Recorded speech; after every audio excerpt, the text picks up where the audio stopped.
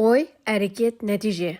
Ойыңа келген нәрсені сен әрекетке алып келесің, ал әрекет сені нәтижеге алып келеді. Жалпы қыздар, мини-влог ретінде ең алғашқы түсірген видеомда сіздерге айтқым келген нәрсе бұл: кез келген жетістікке жеткен кезде, немесе бір істі бастардың кезінде, немесе арықтағың келіп жатса да, ең алдымен соған деген өздеріңіздің ойларыңызды өзгертіңіздер. Ойыңызды түзеңіз, әрекетіңізді жалғастырыңыз, бір Аллаға табыстаңыз, нәтижені Алла өзі көрсетеді. Істемей жатып, көрмей жатып, болмай қалатын шығар, ойбай, оны мен істей алмаймын ғой, жасай алмаймын ғой, жасасам бұлай болып қалсашы, болмай қалсашы деп заранее ойлаудың қажеті жоқ. Жалпы бір істі бастамай жатып, біз оймен уже соның нәтижесін шығарып тастаймыз, сосын оны жасауға қорқақтап қаламыз. Любой істі бастаған кезде одан ешқандай нәтиже күтпеу керек екеніне менің көзім жетті. Ешқандай нәтиже күтпей-ақ бір Аллаға табыстап, өзіңе сеніп бастаған дұрыс екен. Ең алғашқы влогым осындай мини-мотивационный влог болсын, ал келесіде бұдан да жақсы қызықты видеоларды саламын деп уәде беремін.